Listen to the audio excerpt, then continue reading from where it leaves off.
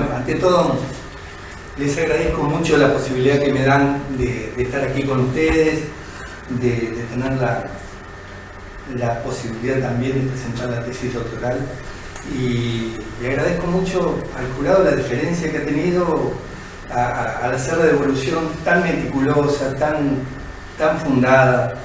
A los 3 miembros del jurado, muchas gracias.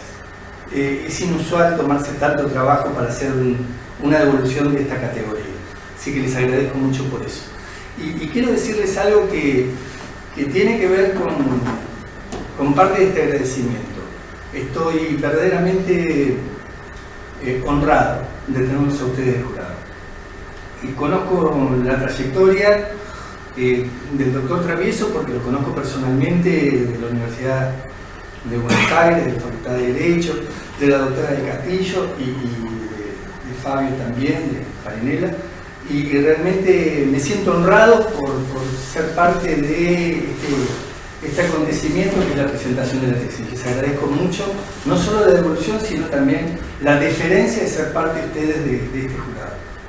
Con esto me gustaría iniciar con la presentación de un PowerPoint muy pequeño, no es para abrumar, sino simplemente para poder fundar algunos elementos y también como para poder hacer un seguimiento secuencial de por dónde fue la investigación y al mismo tiempo de cuáles son los motivos que me llevaron a mí a llegar al problema que luego tuve que desgranar en la investigación de la tesis.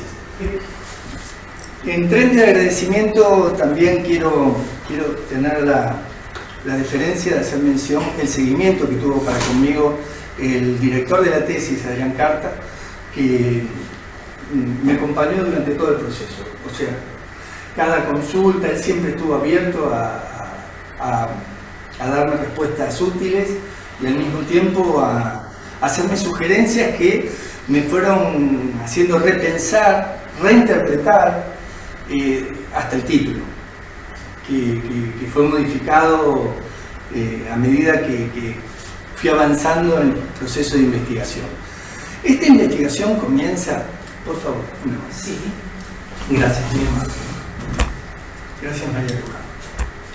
Esta investigación comienza con un crimen, pero comienza con una historia más que nada, porque en este caso me llaman por teléfono desde el Casal Argentino de Cataluña para decirme que nadie tomaba esta causa, nadie quería tomar esta causa porque entendían que esta causa estaba extralimitada, fuera del objeto del proceso penal, y que los abogados de la querella argentina, que se había instaurado desde el 2010, que se había habilitado la jurisdicción universal en nuestro país a partir de un fallo muy valiente, que llevó adelante la jueza Servini de Cubría, entendían que por las fechas no se podía hacer ningún tipo de presentación. Las fechas, yo sé que no ven la pantalla, pero simplemente es para que tengamos en cuenta una línea de tiempo. La fecha es desde el 17 de julio del 36, cuando comienza la Guerra Civil Española, hasta las elecciones, que son el 15 de junio del 77. Elecciones libres, plurales, que se llevan adelante luego de la muerte de Franco. Franco murió en el 75 y Servini de Cubría interpretó que este hito electoral era el punto de inflexión para poder hacer un cierre de la etapa del franquismo. Ahora, el caso el crimen perpetrado por un policía en las calles de Barcelona, un joven de 16 años que se estaba movilizando en clave de una diada, que es un festejo que tiene el pueblo catalán por su independencia, pero también en contraposición o en clara manifestación de repudio a lo que se estaba gestando, que era una amnistía, que de hecho después se materializó. Lo que se encontró con esta realidad, con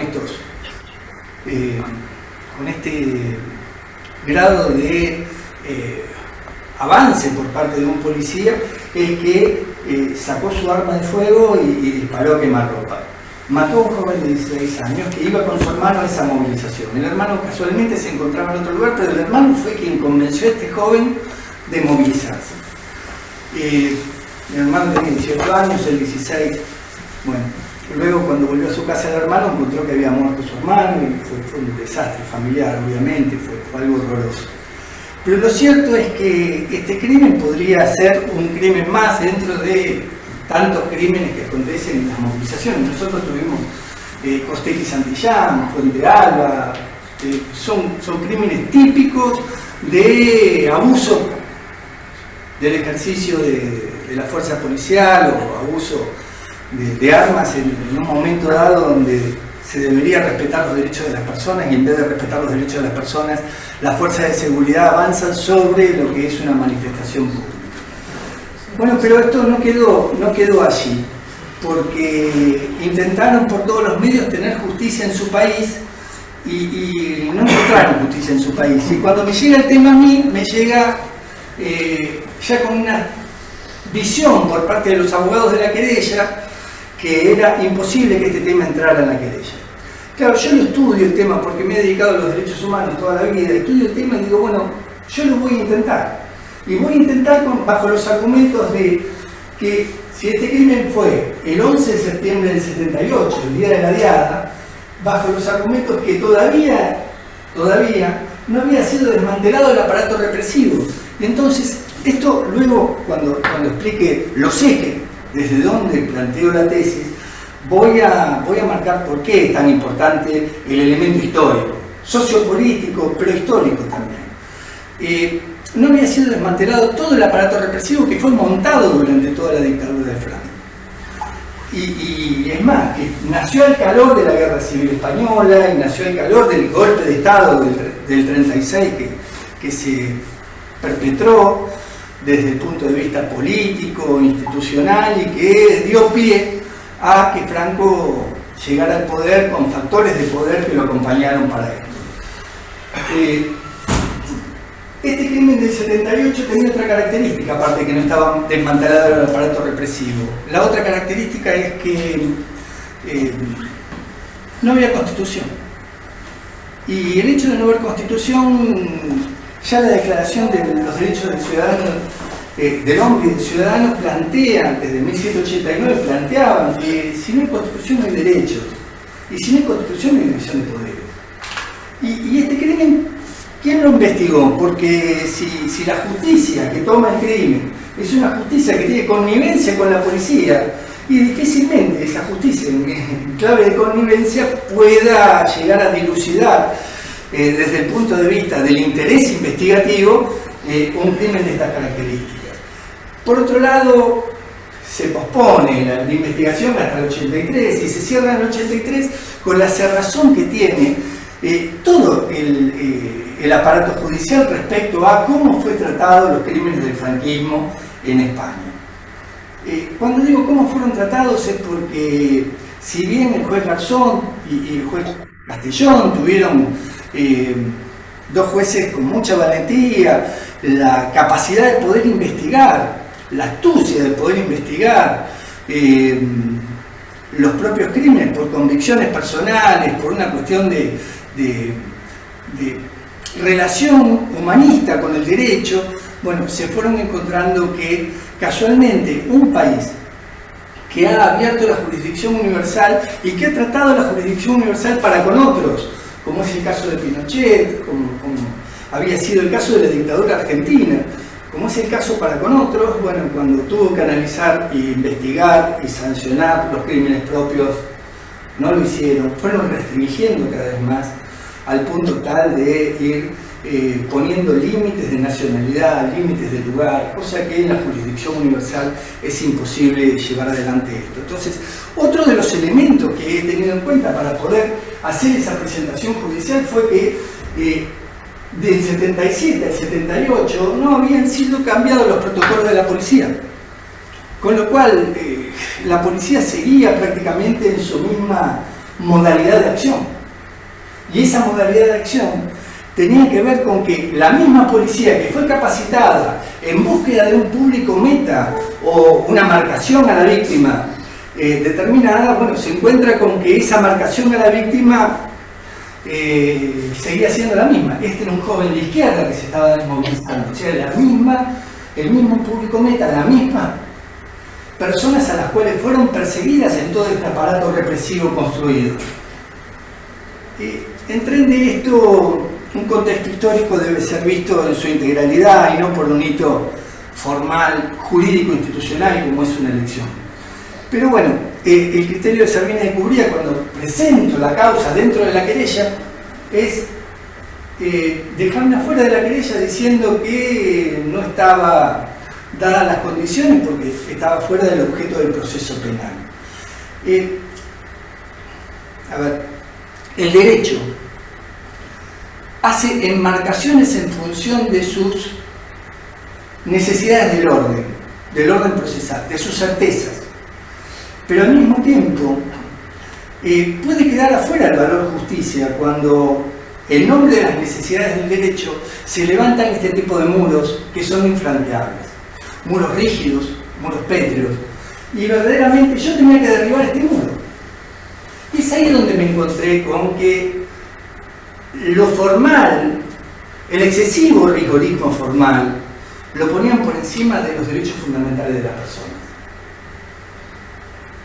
El derecho a ser oído, el derecho a la verdad, el derecho a la memoria y el derecho al acceso a la justicia efectiva, que es el derecho más importante, que en el valor vida que estaba en juego aquí se tenía que hacer efectivo para que esta familia después de 40 años se encontrara alguna endija donde poder verdaderamente hacer valer este derecho fundamental. En la tesis, ¿podemos pasar una más? Voy yo, sí, yo no pido más, voy yo. No tengas problema, avísame. ¿Sí? Sin problema. Bueno, a 12 años de la querella argentina que llevamos ahora, esta es una imagen de Amnistía Internacional de la semana pasada, que viene de una película que es El silencio de otros, de Almudena Carracedo, verdaderamente una película digna de ser vista, y que yo la tengo dentro de algunos detalles de la tesis. El crimen de Gustavo Muñoz se enmarca dentro de lo que puede llegar a ser algo que pasó en la causa también. La misma causa en la Cámara, una vez apelada la medida de estar fuera del objeto del proceso, la Cámara no solo vuelve a reiterar que estaba fuera del objeto del proceso, la Cámara Federal, Criminal y Correccional Federal, vuelve a reiterar que estaba fuera del objeto del proceso y al mismo tiempo pide un plus de fundamentación histórico. Y la verdad que más plus de fundamentación histórico que le pidan a las víctimas, porque en verdad yo iba en representación como apoderado de las víctimas, era verdaderamente un contrasentido. Pero no me extrañaba. Seguía estando los principios formales por encima de los derechos fundamentales de la persona. Voy a casación y allí me acompaña el hermano de la víctima en la audiencia donde tuve que sostener in voce la apelación. Y verdaderamente él solo clamó justicia cuando le preguntaron allí, y yo di los fundamentos, especialmente el fundamento de la Constitución, diciendo, sin Constitución no pueden de ningún modo decir que un hito jurídico es un acto electoral. Sobre todo que España, y esto ya a medida que vayamos avanzando con cuestiones puntuales de la tesis, y por eso hice un análisis histórico tan profundo, España, después de la Constitución del 31, dejó sin efecto absolutamente todo tipo de ley fundamental y construyó, al calor del aparato represivo, un sistema jurídico e institucional que acompañara a ese aparato represivo con leyes que fueron hechas, las leyes del reino, que fueron hechas para poder llevar adelante estas persecuciones, especialmente a la población civil. Como bien el Estatuto de Roma lo marca para la apertura de la jurisdicción universal en su artículo 5º, inciso B, una lesa humanidad son crímenes que están posicionados a partir de un plan sistemático y generalizado contra la sociedad civil y al mismo tiempo con conocimiento de que están haciendo ese tipo de metodología criminal. Y en este caso se daban todas las circunstancias, aparte la Asamblea de los Derechos, la Asamblea General de Naciones Unidas había declarado a los crímenes del franquismo como lesa humanidad. Entonces, yo me vi obligado a llevar adelante un camino contrafáctico. O sea, si yo tenía que seguir el camino de la causa, me iba a encontrar con que naturalmente me iban a decir: señor, usted está fuera del objeto del proceso. De hecho, todos mis argumentos eran contrafácticos, para poder derribar un muro formal que siguió siendo sostenido tanto por primera como en segunda instancia, como por un juez de los 3 jueces de casación. De los 3 jueces de casación, con un fallo dividido, obtuvimos la posibilidad de derribar la barrera temporal y extender el plazo hasta el 78, y por primera vez en la historia, la transición de España se sienta en el banquillo del acusado.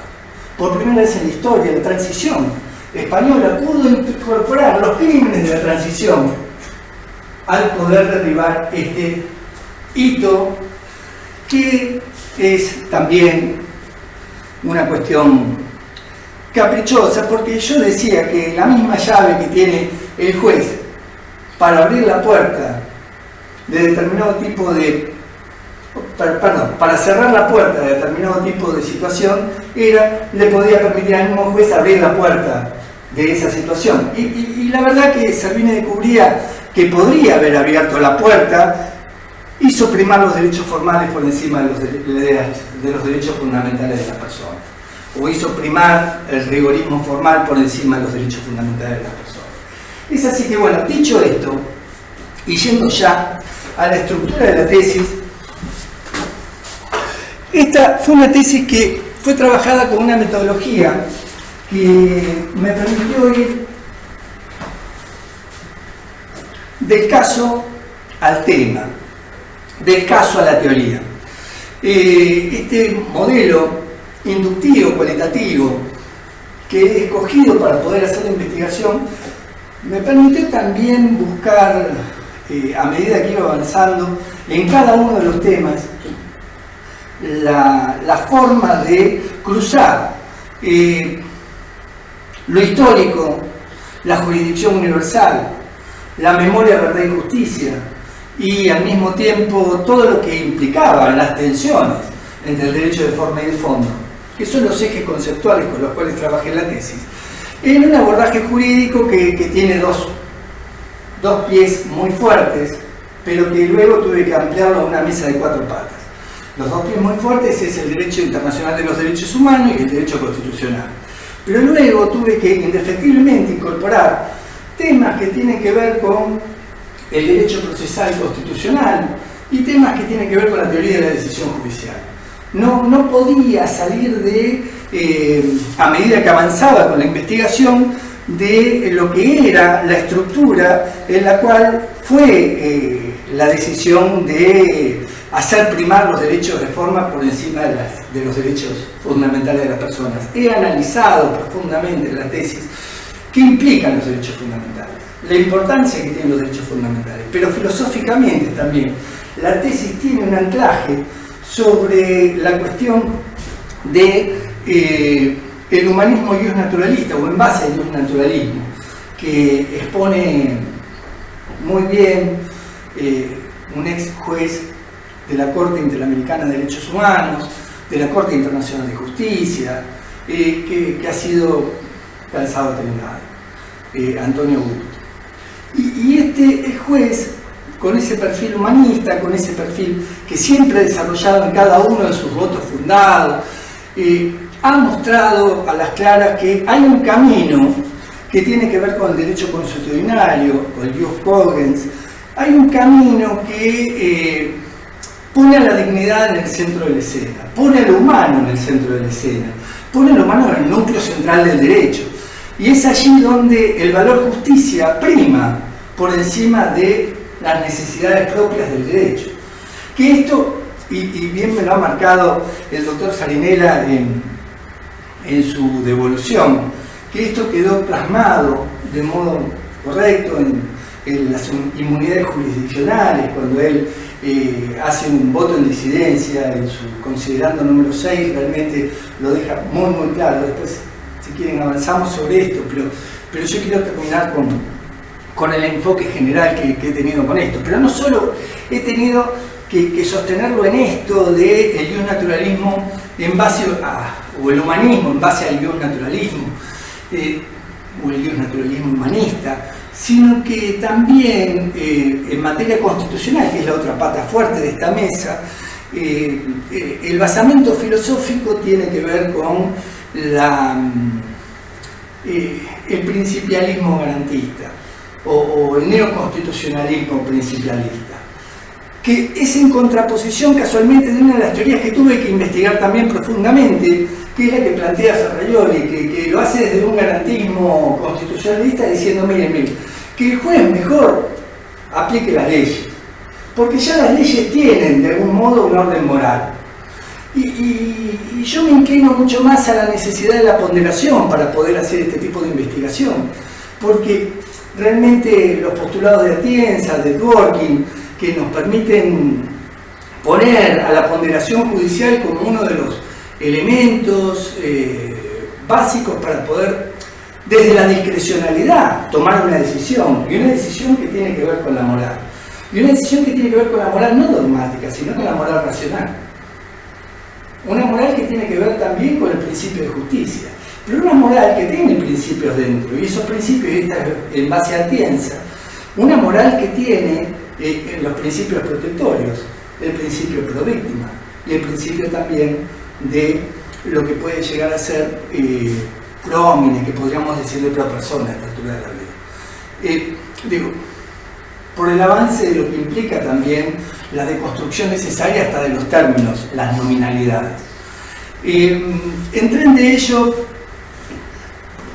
trabajé con una hipótesis que lógicamente la fui cambiando a medida que iba avanzando, pero siempre me parecía larga la hipótesis a mí, pero era necesario hacerla de este modo a los efectos de poder darle sentido de lo que implica esta estructura de las barreras temporales en este tipo de causas, que cercenan derechos. Entonces, la declaración de apertura de la jurisdicción universal en la República Argentina para investigar los crímenes del franquismo, entre las fechas que ya mencioné, constituye un límite temporal que impide el acceso a la justicia, y yo agrego efectivo ahora, charlando entre nosotros, para las víctimas de hechos acaecidos con posterioridad, debido a la falta de consideración del proceso histórico en el que se encuentran inmersos los derechos humanos, vulnerados por crímenes de lesa humanidad, que reclaman derribar las barreras temporales y preservar el derecho de acceso a la justicia y la búsqueda de la verdad. Esta hipótesis me lleva indudablemente a preguntarnos qué se abre para el derecho a partir de esta prevalencia de los derechos fundamentales por encima del ordenamiento procesal. Bueno, se abre la flexibilidad necesaria al enmarcar los límites temporales, y esa flexibilidad necesaria es una tendencia que naturalmente debería tener el ámbito jurisdiccional, que yo hice un trabajo de campo muy específico, y del trabajo de campo específico, y pido disculpas por dar la espalda, no me di cuenta, y por el trabajo de campo muy específico surgió algo que me pareció muy interesante. Los operadores del derecho que trabajan temas de jurisdicción universal plantean cuestiones que son de política judicial, de operatividad de la política judicial, que no tienen el personal adecuado como para poder llevar adelante este tipo de tareas, que no se atreven a llevar adelante este tipo de tareas, que la Argentina, si bien, y esto es muy importante porque tiene que ver con la potencia que ha tenido la Argentina y la autoridad moral que construyó la Argentina para poder juzgar los crímenes de lesa humanidad, no solo del franquismo, sino también de Armenia, porque nos hemos atrevido también a través de la construcción de la verdad, porque ahí no hubo un juzgamiento, como avanzó la causa, la querella argentina, que ha avanzado a hacer exhumaciones, que ha avanzado a hacer testimonios de todo tipo, a construir verdad, y también a que las organizaciones de derechos humanos, que fueron las que sustentaron todo lo que es los principios que en Argentina se edificaron alrededor de una política en pos de poder juzgar, en pos de poder avanzar con lo que implicaba un lobby para que no se juzgaran los crímenes de nuestra dictadura, de nuestra atroz dictadura. En verdad nosotros hemos superado los escollos políticos que en su momento tuvieron las leyes de impunidad, y hemos superado también los escollos que generaron los indultos. Claro, que en esta superación no implica que lo hayamos hecho del todo bien, pero yo estoy orgulloso de lo que hizo la Argentina en esto.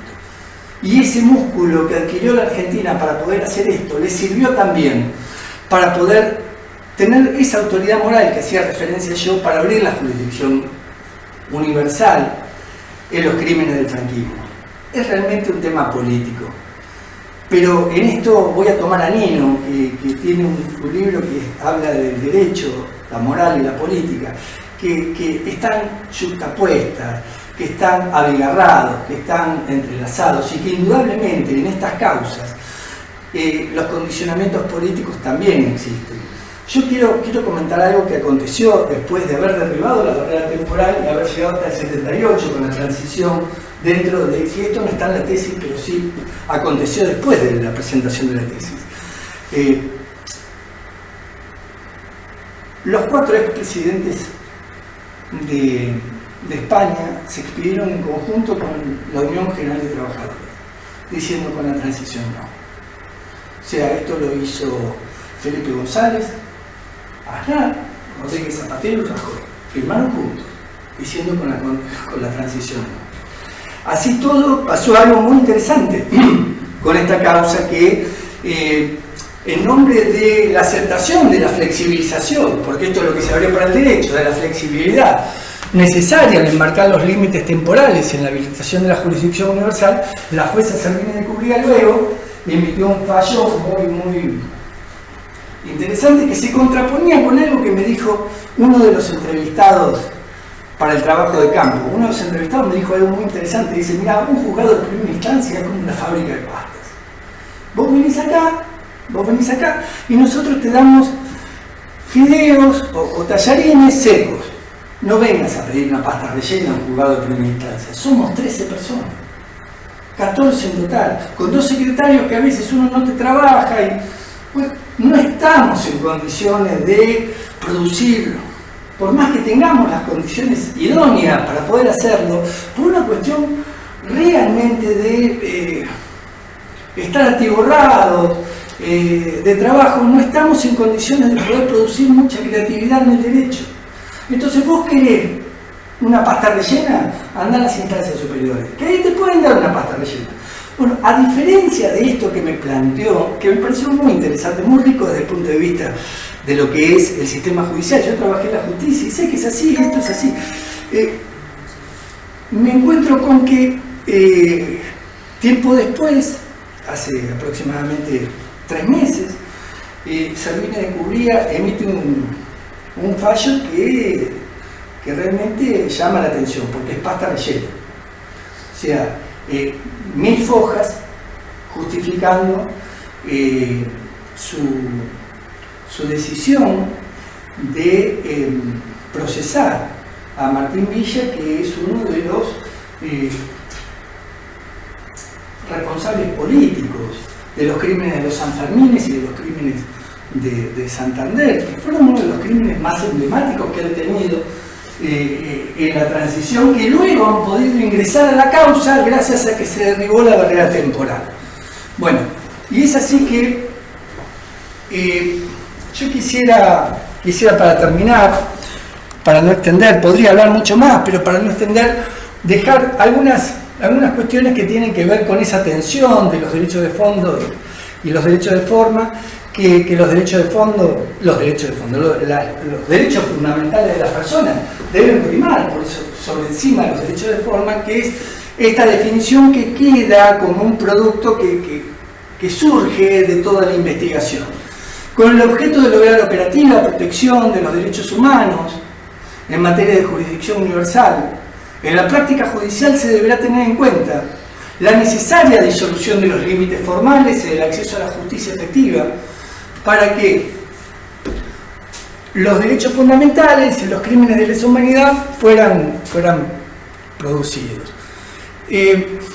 Hay una frase que a mí me gusta mucho, que lo leí en un libro que lo menciono aquí como un agregado, porque también ha sido un trabajo interdisciplinario y he tomado parte de la antropología, de la sociología, de la historia, para poder hacer todo el proceso investigativo. En este libro, que lo agrego como lectura complementaria, que es Un corazón helado, de Almudena Grandes, encuentro una frase de Antonio Machado que dice: para los estrategas, para los políticos, para los historiadores, todo estará claro. Hemos perdido la guerra. Pero humanamente no estoy tan seguro. Quizá la hemos ganado. Y esto lo plantea Antonio Machado en 1938, o sea, cuando termina la Guerra Civil Española. En verdad, en pleno proceso de la Guerra Civil Española, porque la Guerra Civil Española culmina en 1939. Y yo creo que en este sentido, este caso emblemático que me permitió encontrar un problema y que me permitió investigar alrededor del tema,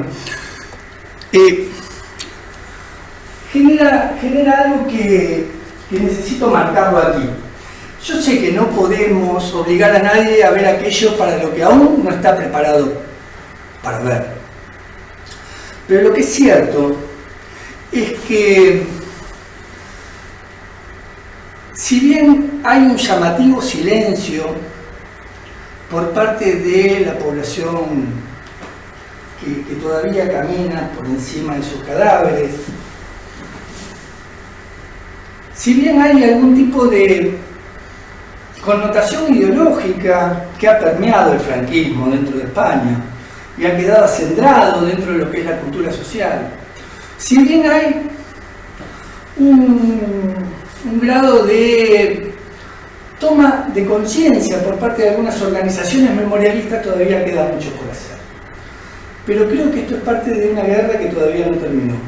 Y así como Machado plantea que humanamente él cree que la guerra no ha sido perdida del todo, yo creo que esta causa que tomé como caso emblemático y que me apareció a mí trabajando en la temática de derechos humanos y que me permitió investigar, tiene que ver con algo que me pasó, que se los quiero comentar. Cuando fui a la audiencia en casación, que me acompañó el hermano, estábamos en la antesala y el hermano en un momento dado me toma la mano y me dice: ¿estás nervioso? Y yo le dije: sí. Yo no.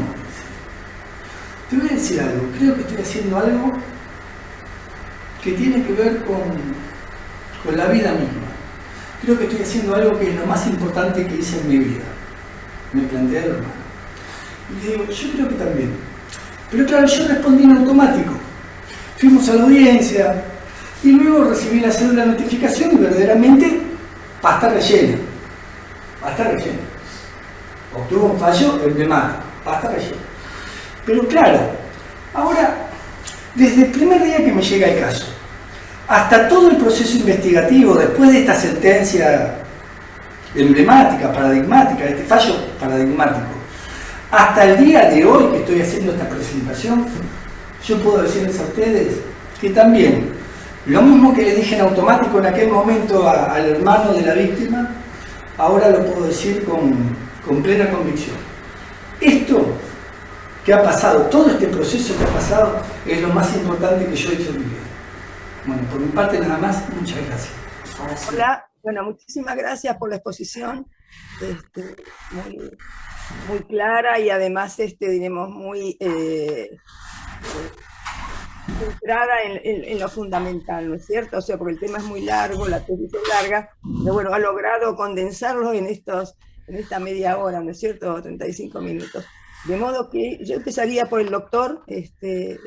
Bueno, en primer lugar, felicitar nuevamente, más allá del dictamen, una tesis que tiene mucha razón y tiene corazón también, porque se ve que la ha escrito desde la seguridad de lo que estaba proponiendo. Me hubiera gustado que dijera El doctor Nató habló sobre una suerte de punta de iceberg, porque mencionó la importancia, y ese es el centro de su tesis, del fondo sobre la forma, o de la justicia sobre la seguridad jurídica, pero me parece que hizo algo mucho más importante a futuro y para seguir trabajándolo, que es la gran pregunta de si los periodos de transición en situaciones de violaciones masivas de derechos humanos son parte de esa suerte de, y entre comillas, fecha crítica, que puede ser revisada a futuro. Y eso es importantísimo. Bueno, en Colombia está pasando. Y él opinó que sí, al menos una parte, al menos ese año que había entre el final del franquismo y la Constitución. Y lo fundamentó muy bien, diciendo que al menos una parte del periodo de transición puede ser revisado. Cuando no hay garantías, cuando no hay forma republicana, división del poder. Y me parece que eso es para desarrollar aún más, pero es un desarrollo muy relevante, mucho más que el otro, que es genérico, que prive el fondo sobre la forma. En ese punto, a mí me gustaría preguntarle, desde la efectividad del derecho, ¿cuál es su opinión respecto de la posible o la efectiva concreción de los resultados de una eventual sentencia, cuando la justicia que tiene que cooperar y ayudar no lo hace? Bien. ¿Queremos una victoria simbólica, pírrica, Sí. o qué? Bueno, es paradójico. A ver, ¿me están viendo ya? Sí.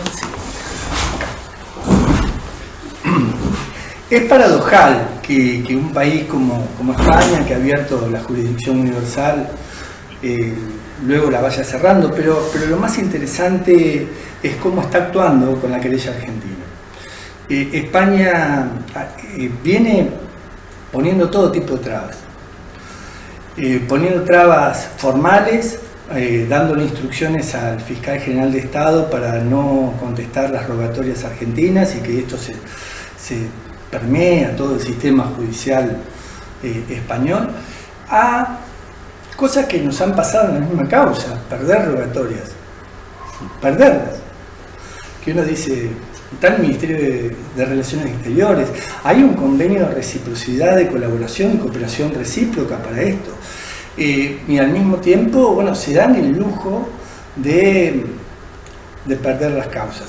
Está bien, ahora voy a agregar algo político, ya que la pregunta apunta también a la efectividad. Yo creo que el país colonizado está investigando al colonizador.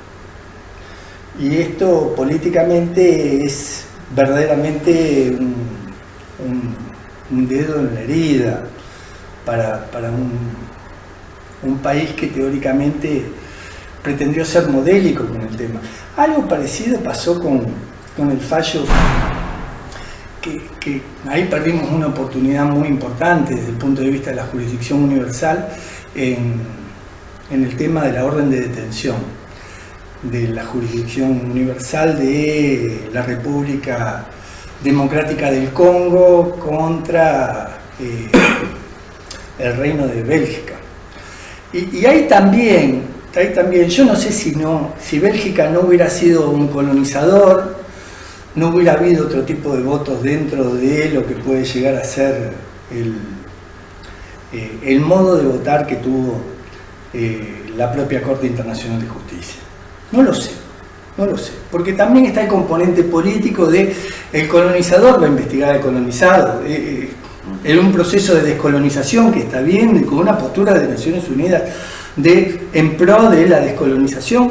Bueno, estos son los elementos políticos que quiero traer también para poder hablar de la efectividad de estos derechos. Por eso yo traje lo de Nino en cuanto a cómo la política se mete dentro de este tipo de cuestiones y cómo las decisiones políticas también forman parte de este tipo de causas.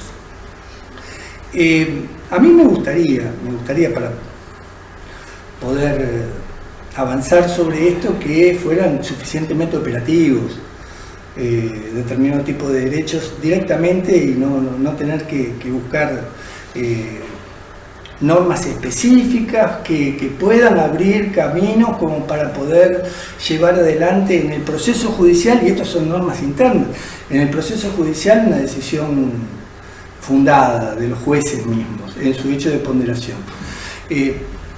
Bien marcó usted, doctor, en su devolución, que, y lo dice también el juez Zaffaroni en el fallo Simón, que para este tipo de cuestiones, como ser las leyes de impunidad argentina, ley de obediencia debida y ley de punto final, no hacía falta ningún tipo de derogación de normas, ya con la convencionalidad misma, de aplicar la convencionalidad, alcanzaba y sobraba para que no sean aplicables ese tipo de normas. Sin embargo, también hay un problema de peso específico sobre la cultura jurisdiccional, en la cual si no tienen la normita puesta en... que son normas inferiores desde el punto de vista jurídico-normativo, en el orden jerárquico-normativo, y sin embargo necesitan la normita en el Código Procesal o en el Código de Fondo Código Penal, para poder llevarlo adelante. En la reforma del Código que estaba proponiendo el juez Borinsky, él mismo tiene todo un capítulo sobre jurisdicción universal que haría muy operativo también a los efectos que los propios jueces nuestros puedan llegar a tomar en cuenta esto. Bien, los jueces se adaptaron a algo que no querían adaptarse. Yo siempre digo esto, que los jueces tenían una frase que es parte de la juiciocracia argentina, que dice que cuando la política entra por la puerta, la justicia sale por la ventana.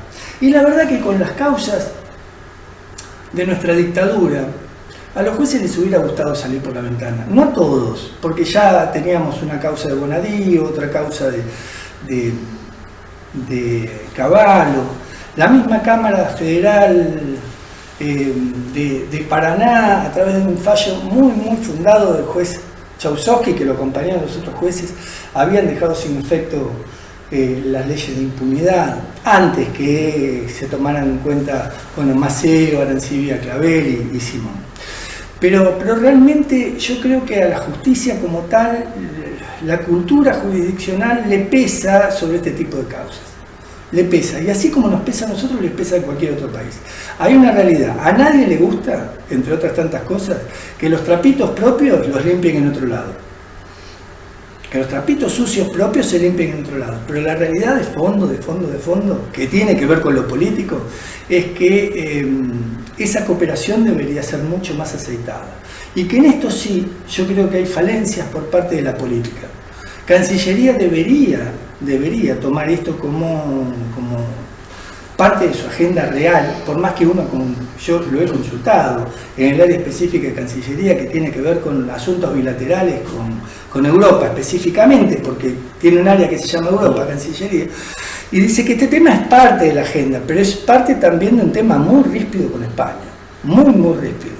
Por eso, en lo operativo se pone muy difícil. Y charlando en el juzgado de Servini de Cubría con los operadores judiciales que llevan adelante dentro del juzgado el tema de lesa humanidad, te dicen: España no ayuda en nada. Y esto es lo que retrasa también el sentido de justicia. ¿Hay justicia si no hay cooperación? No hay justicia. Y uno se puede conformar con el acceso a la justicia que ha tenido una familia después de 40 años. Yo creo que eso es un principio de justicia. A ver, acá sí quiero tomar algo que a mí me parece que es importante. Yo creo que eso ya de por sí, genera esperanza, genera expectativa, genera memoria y al mismo tiempo le otorga validez y potencia a quienes estuvieron buscando justicia durante tanto tiempo. En verdad, si algo tiene que ver con la jurisdicción universal y con la posibilidad del acceso a la justicia, es empoderar a los ciudadanos para que los ciudadanos se atrevan, tengan la posibilidad de acceder, tengan la posibilidad de llegar a un fallo justo. Y quizá no tuvieron un fallo justo con esto, quizá tuvieron simplemente una entrada hacia un camino que tarde o temprano se tiene que hacer justo. Yo creo que va a ser justicia recién cuando España se atreva a juzgar.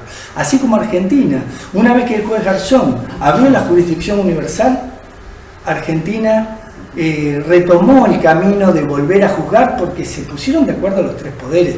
Acá también hay que ponerlo arriba de la mesa, no solo estos fallos del Poder Judicial, sino también hubo un arremetimiento por parte del Ejecutivo y también todas las fuerzas políticas se pusieron de acuerdo en la Cámara de Diputados y en la Cámara de Senadores para acompañar la derogación de las leyes de impunidad. Muy bien, gracias. Gracias. Tengo varias preguntas más, pero no quiero abusar del tiempo y bueno, No, darle... quizás yo usé el tiempo de respuesta, pido disculpas. Muchas Bueno, gracias. muchísimas gracias, doctor Farinella. Juan Antonio Travieso, ¿querías hacer alguna pregunta? Más que nada un comentario, en primer lugar, que me parece muy atinado, el planteo, y además muy fuera de lo común, porque todo esto surge de una causa. De mi experiencia, y seguramente los demás jurados, de nuestra experiencia como jurados, el asunto nace de un caso práctico, y eso es lo rico del asunto, y es lo que le da vitalidad, porque generalmente nosotros los juristas estamos acostumbrados a un tema muy frío del derecho, el derecho se transforma ahí, pero acá se le da una fuerza distinta en este contexto histórico, político, jurídico, legal y sociocultural, agregándole con esa impronta particular que Nato le pone, que es una cuestión emotiva y que realmente es algo interesante, ¿no? Muy, muy interesante. Interesante también es haber utilizado para el razonamiento a Borkin, a Alexi y a Nino, y son claves en todo este tema.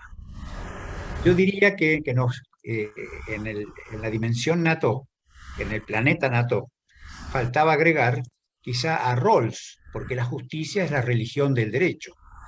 Y tiene un planteo cuasi religioso, y es importante, porque en este caso nosotros vamos a tener que empezar a pensar, porque quizás esta justicia universal nos va a plantear dentro de días, meses u horas, el tema de la invasión de Rusia a Ucrania y las muertes, y los temas que hay con respecto a toda una serie de delitos discutibles, de iure gentium o no, delitos contra la humanidad, pero algo va a pasar y ojalá que pase, porque nosotros pensamos que la justicia tiene que ser un elemento que implique la acción de todo el mundo. Yo tengo, digamos, veo muchas virtudes en este trabajo. Me gusta mucho el tema de haber utilizado el cine,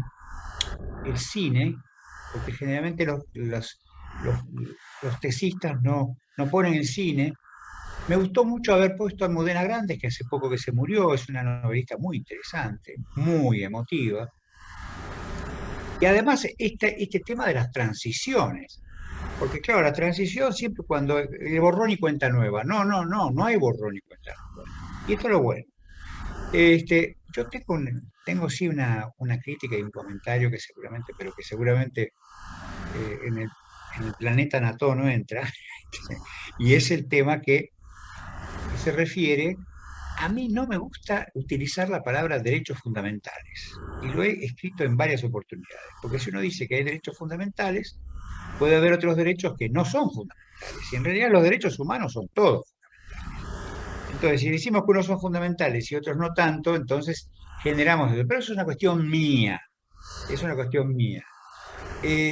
me gustaría, digamos, un comentario del tesista, o sea, lo quiero sacar un poco de su propio planeta, y entonces, y ubicarlo un poco en el tema de, digamos, qué pasaría en una transición, porque acá hay una comunidad ucraniana muy grande. ¿Qué pasaría en los casos que tienen que ver con la invasión de Rusia a Ucrania, este tema tan grave que nos afecta, pero claro, uno como lo tiene tan lejos, a veces le parece que fuera algo extraño, y no lo es.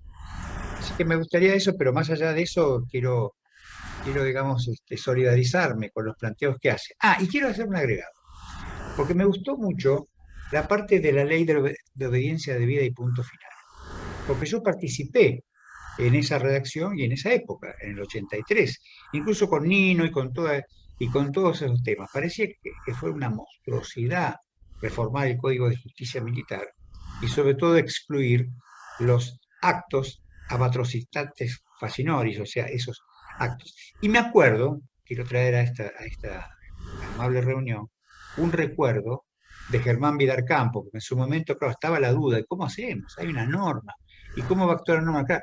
Todavía no se entendía mucho la universalidad del derecho internacional de los derechos humanos, todavía no había. Teníamos que salir a convencer a la gente sobre la importancia del derecho internacional de los derechos humanos. Yo me acuerdo, y vos te acordarás, Lilian, cuando estábamos en el CARI, y con algunas personas cuyo nombre no voy a decir ni con torturas, que cuando hablábamos de los derechos humanos y de la sanción de la Convención de San José de Costa Rica, muchas personas nos decían que era una monstruosidad. Pero bueno, de todas formas, Lilian se va a acordar, porque tiene una gran memoria, pero no lo vamos a decir, lo vamos a mantener en más absoluto. Jamás, ni con torturas. Ni con torturas, porque es increíble, o sea, estamos hablando de la universalidad, pero después todo el mundo cree que inventó la pólvora. No es el caso del planeta Nató. El planeta Nató está habitado, está muy bien habitado. Así que realmente, bueno, simplemente la única cosa que le voy a agregar es el tema del futuro, qué podría pasar y si tomaría un caso de algunos ucranianos con respecto a este tema, que es un tema interesante. Pero estamos hablando muy de futuro, y sé que esto es un poco mirar hacia adelante. Así que, doctor, todo adelante a ver qué nos puede comentar. Más allá de mi felicitación por su planteo, que es un planteo muy dinámico. Me gustó. Le agradezco, doctor Travieso. Voy a hacer, mis comentarios son breves, porque creo que ya está todo muy bien, digamos, encauzado y todo muy bien encaminado en su defensa de tesis. Yo simplemente me pareció, primero el comentario del doctor Travieso sobre Rawls. Me parece que Rawls es fundamental. Rawls dio vuelta el derecho internacional. Cuando él habla de la justicia, que estaba como afuera. De modo que me parece que eso es un autor necesario, Rawls, ¿no?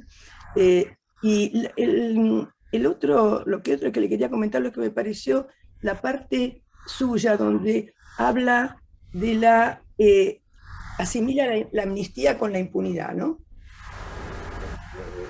Y ahí incluso dice en un momento, en una parte, no sé si es Uruguay que tiene una ley sobre amnistía con la que no está de acuerdo, que, diremos, ni siquiera, eso me pareció como extraño, que ni siquiera una ley de amnistía hecha por el Congreso, diremos, tenía valor.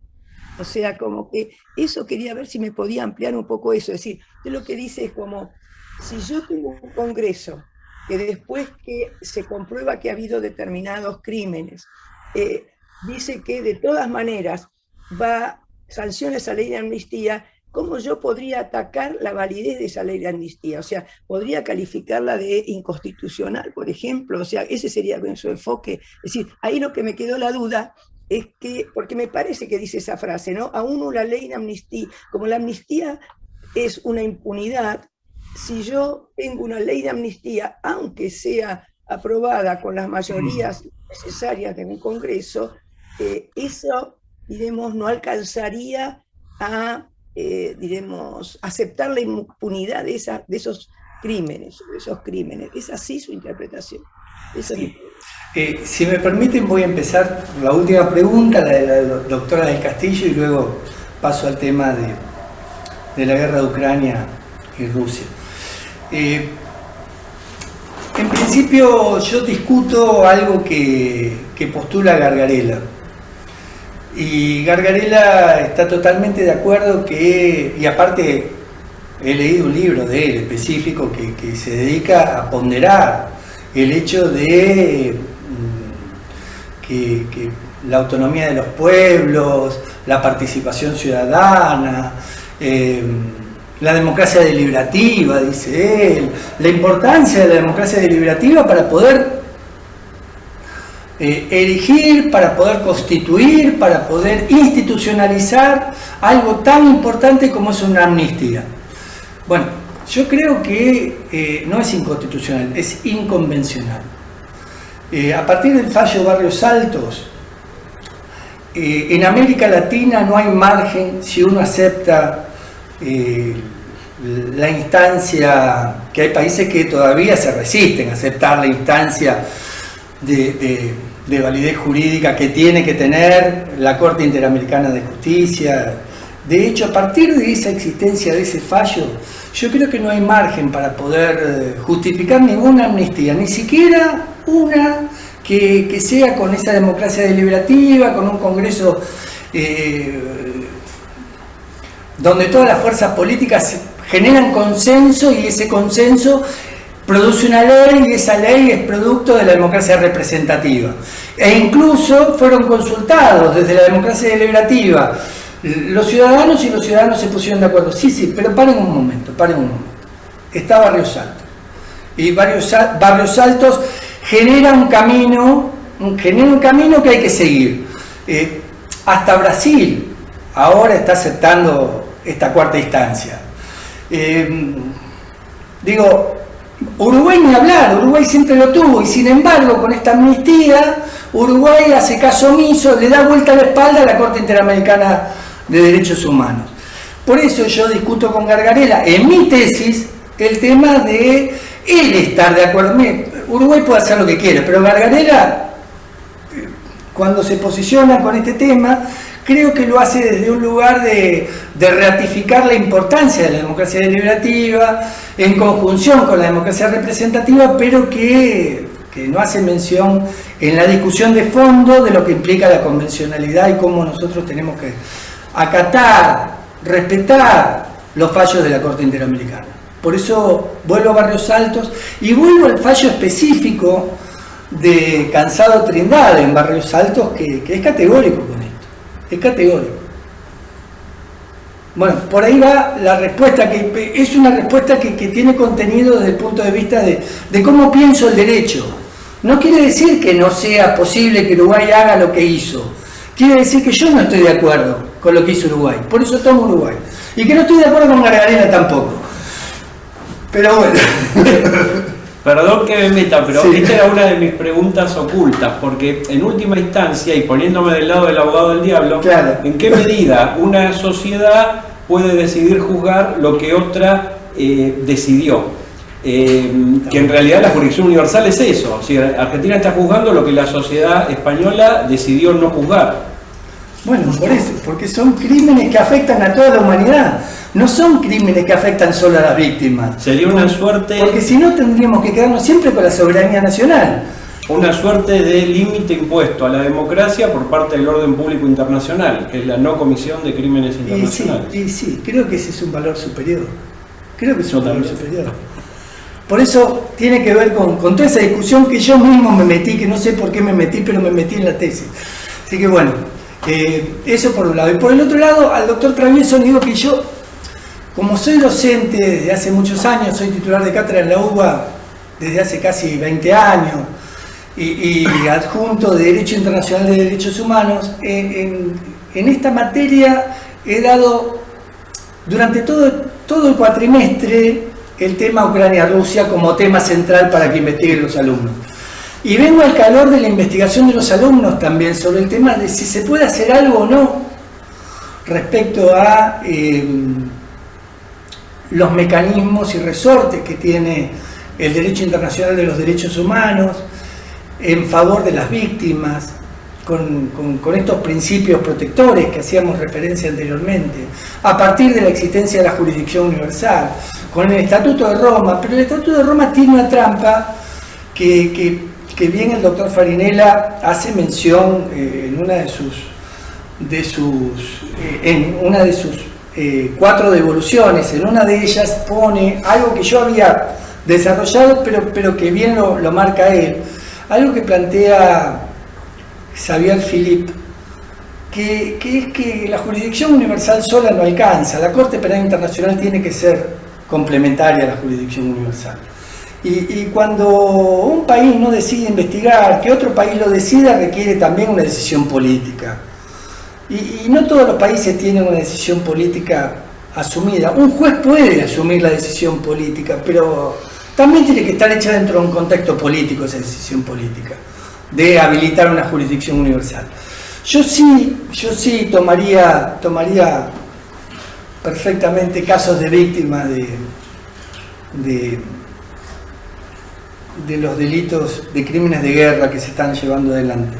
Lo tendría que estudiar mucho, pero sí, desde ya digo que sí, que lo tomaría, por lo menos con el desafío de investigar por dónde, cómo y a través de qué mecanismos llevar adelante las acciones. La doctora del Castillo marcó algo que yo tengo dentro de la tesis, que creo que sin acción no hay derecho, y que ella dice que yo lo tomo del derecho romano, que viene del derecho romano, y estoy totalmente de acuerdo con el planteo, pero sí creo que sin acción no hay derecho, abiertamente, que puede haber derechos enunciados, que puede haber derechos naturales, y que son derechos, pero si no tenemos la operatividad, si no tenemos la acción concreta, difícilmente esos derechos se puedan llevar adelante. Creo que es muy difícil que los crímenes de guerra encuentren inmediatamente y durante la guerra un camino. Por eso he desarrollado las comisiones de la verdad, que hay 42 aproximadamente en el mundo, así como hay 815 aperturas de jurisdicciones universales, que es paradojal, que cuanto más se cierra, más se abre la tecnología, más posibilidades hay para la jurisdicción universal y menos se abren jurisdicciones universales. Ahora es paradojal que muchos países abran jurisdicciones universales y no se llegue a nada que se debería llegar. En el caso de la querella argentina se está llegando a mucho. Y creo que es un avance enorme que tiene la Argentina. Yo decía, yo estoy orgulloso de Argentina por lo que hizo en su momento por lo que sigue haciendo, con los crímenes de nuestra dictadura. Pero estoy orgulloso también con la querella argentina de los crímenes del franquismo. Creo que es un caso señero y un caso que está dando también una ejemplaridad para las jurisdicciones universales que se abren en el mundo. Insisto, de 815 hay muy pocas sentencias. Muchas sirven para acumular verdad, como las comisiones mismas de la verdad. Y ahí sí, yo digo, bueno, muchos hablan de Mandela, de Sudáfrica, de la importancia que tiene la reconciliación o la justicia restaurativa, el proceso que llevó adelante Desmond Tutu, y sin embargo no hubo justicia. Acá al menos estamos intentando hacer justicia y presionando para que en algún momento el país que tiene que juzgar, juzgue. Que creo que es un símil a lo que pasó con la Argentina. El país que tuvo que juzgar, juzgó, y Garzón tuvo la amabilidad de abrir la jurisdicción universal cuando aquí se cerraron las puertas.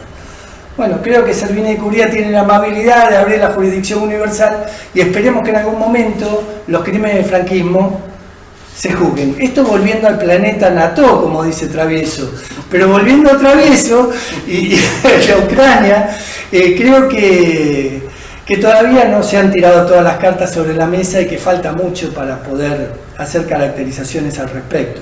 Creo que esta invasión requiere, sí, que haya mucha más cooperación y que acá lo que está en juego, entre otras tantas cosas, y esto lo digo porque es mi pensamiento, es una justificación del presupuesto primero y un posicionamiento político y geopolítico internacional después, que se le fue de las manos ya a los propios actores y que difícilmente encuentren una salida a semejante avance innecesario que hubo de lo que es la política armamentística en el mundo, de lo que es la belicosidad, la postura que todavía, que es impensable que en esta época no se siga apostando por la paz, ¿no? Pero bueno, tenemos el mundo que tenemos la OTAN que tenemos, y esta no es una guerra entre Ucrania y Rusia solamente. Esta es una guerra entre la OTAN y Rusia, pero la OTAN no se termina de meter, con lo cual los están dejando muy solos los ucranianos. Y realmente las víctimas de una guerra de posicionamientos que esconde negocios detrás requiere de mayor tipo de sensibilidad de la cooperación internacional y del andamiaje de los mecanismos instaurados por parte de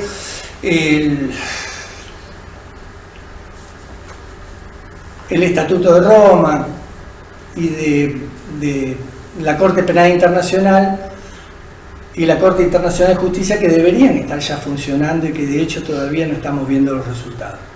Bueno, por aquí creo responder muy someramente, con pinceladas muy gruesas, porque da para ahondar mucho más el tema. Bueno, muchísimas gracias. Yo solo quería hacer 2 comentarios sobre lo que usted dijo. Uno es que en Sudáfrica la gente, yo conozco varios profesores, incluso una profesora que es una de las mejores que hay sobre derechos humanos y que actúa en tribunales en Bélgica también, es profesora en Sudáfrica y en Holanda, y otros profesores, diremos, que se dedican a otros temas más bien de medio ambiente, pero bueno, son sudafricanos, y ellos dicen que tienen una opción nacional por, diremos, ir hacia adelante y no hacia atrás. Esa es ellos, diremos, consideran que se han reconciliado muy bien, es decir, que han superado, diremos, que no hay odio entre ellos, eso es lo que, o tratan de construir que no haya odio, pero en general ellos dicen, nosotros no nos sentimos como divididos así, entre, diremos, entre unos y otros, o sea, es como que la gente le interesó más desde que terminaron con el régimen anterior hasta ahora, y la prueba es que han tenido distintos presidentes, de muy distinto, ¿no? Enfoque, y sin embargo, lo que digamos, ellos dicen que ir para atrás es profundizar en la separación, y que ellos no quieren más separación, que ellos quieren, que son una sociedad que está integrada y que quieren marchar hacia adelante como una sociedad integrada. O sea, esa es es una postura nacional de Sudáfrica. Doctora, ¿me permite hacerle una devolución a lo que usted está diciendo?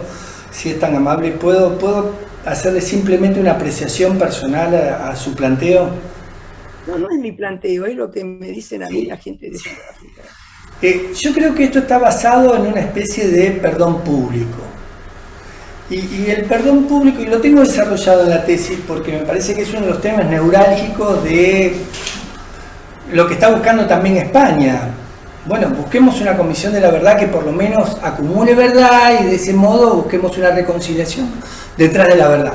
Detrás de la reconciliación está el perdón público. Ahora, hay posibilidad, y ahora sí quiero hablar del perdón, porque usted bien dijo que la amnistía traía una especie de impunidad, pero la amnistía también trae olvido y trae cierto grado de perdón. ¿Hay capacidad del perdón público cuando el perdón es un acto individual? Esto lo pongo como una pregunta, no lo pongo como una respuesta. Cuando solo se puede perdonar lo imperdonable, dice Derrida. Cuando Jacques Derrida hace este planteo, me parece fundamental, porque eso imperdonable lo puede perdonar solo la víctima. Y ahí viene Levi y dice, bueno, las víctimas se murieron. Yo no sé si las víctimas pueden perdonar, pero la pregunta es, ¿uno puede empoderar desde lo representativo para el perdón? Y podemos hablar en nombre de toda la sociedad, en nombre que está todo el mundo tranquilo porque ha pasado esto de una especie de reconciliación pública, cuando en verdad todavía hay víctimas que no encontraron el camino de la justicia. Me parece que son preguntas, no es una respuesta al planteo que se hace desde este lugar. No estoy respondiendo, estoy simplemente problematizando. Pero yo me entiendo, ¿no? Yo lo que le digo es, por ejemplo, hay profesores con los que yo veo hace 15 años, de sudafricanos, son muy, ¿cómo le diré? No les gusta que los demás opinen sobre Sudáfrica. O sea, uno dice, porque Sudáfrica esto, el otro y lo demás allá, ellos dicen, es un tema nuestro. O sea, no vengan a decirnos qué tenemos que hacer nosotros, ¿no? Sabemos lo que... Y son muy nacionalistas además.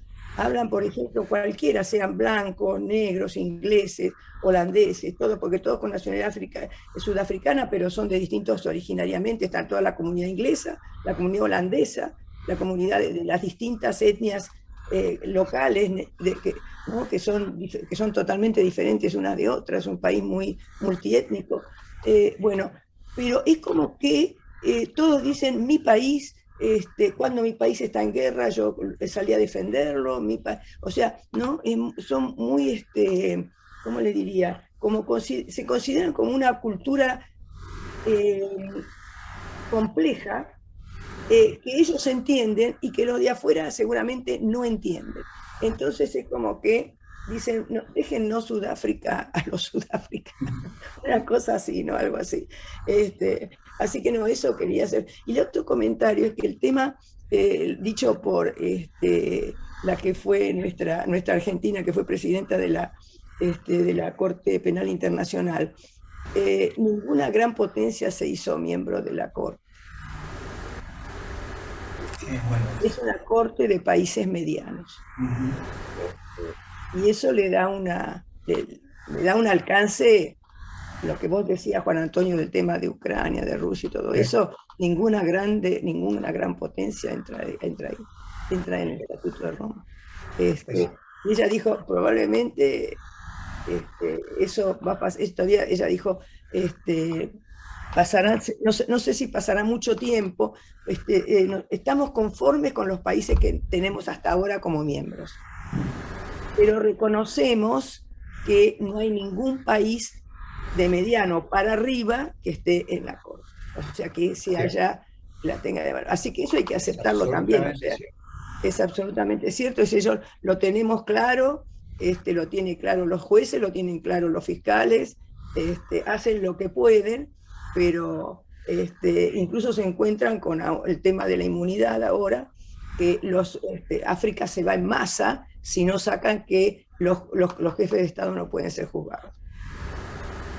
Ellos ya dijeron, no, eso no. Los jefes de Estado africanos no aceptan ser juzgados en el tribunal, en la Corte Penal Internacional. Así que nosotros nos vamos, y son prácticamente casi la mayoría de los miembros de la Corte Penal Internacional. Así que habría que modificar eso, ya tienen una última, ¿no? Están trabajando en eso. Pero es como que hay mucha resistencia por muchos lados. Así que yo lo quiero felicitar porque su postura me parece que es muy clara y es como audaz. Es audaz. Entonces, eso me parece que lo más rescatable es, digamos, la audacia suya de avanzar tanto en este tema, que es un tema que es muy espinoso. De modo que lo quiero felicitar no solo por el contenido jurídico, sino también por su, digamos, audacia personal de haberlo encarado y de haberlo llevado hasta sus últimas consecuencias. De modo que, bueno, felicitaciones. Si no hay nada más para decir, yo creo que podemos, los jurados, dedicarnos ahora a hacer nuestra evaluación.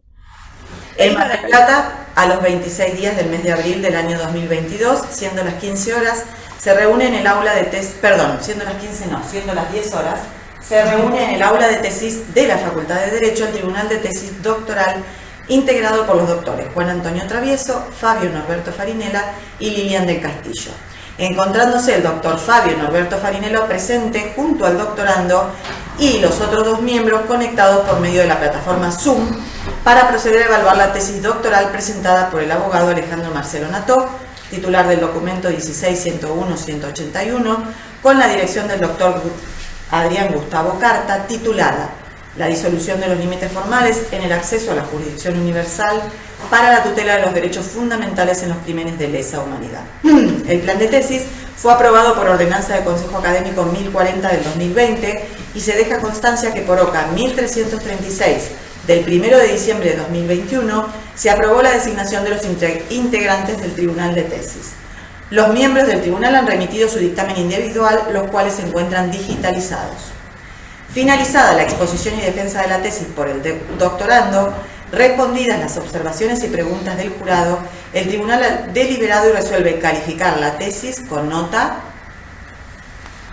10 sobresaliente. 10 sobresaliente. Muy bien.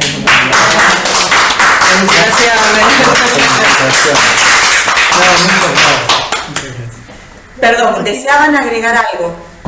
Sí. Y recomendamos su publicación, teniendo en cuenta el valor intrínseco del trabajo. Bueno, muchas gracias. Muchas gracias. Muy bien, siendo qué hora es, me dicen por favor si cierro la 12 menos cuarto. 11:45. 11, muy bien. Fue un gusto. Gracias. Bueno, Gracias. perfecto. Muy contento. Estoy muy contento, gracias. No, yo lo que le recomendaría es que abrevie el título para la publicación, Sí, sí, sí. Bueno, ponerlo más conciso, ¿no? gracias. Pero sí, yo creo que... Yo seguí ese título después de la definición.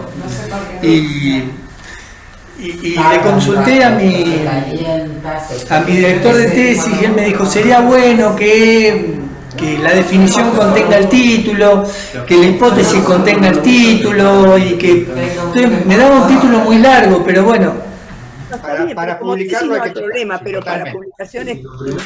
gracias. La verdad estoy muy contento. Estoy muy contento. Gracias. Y bueno, es una etapa nueva, ¿eh? Sí, sí. Sí, ¿no? Yo tenía una asignatura pendiente con esto. El Y doctorado es un antes y un después, ¿eh? sí, ya lo creo. Hace 10 años empecé a cursarlo y 10 años después me encuentro con esto. Bueno, gracias. ¿Se imaginan que Estoy muy emocionado. No, es que Gracias. se debe, sí, nos sacamos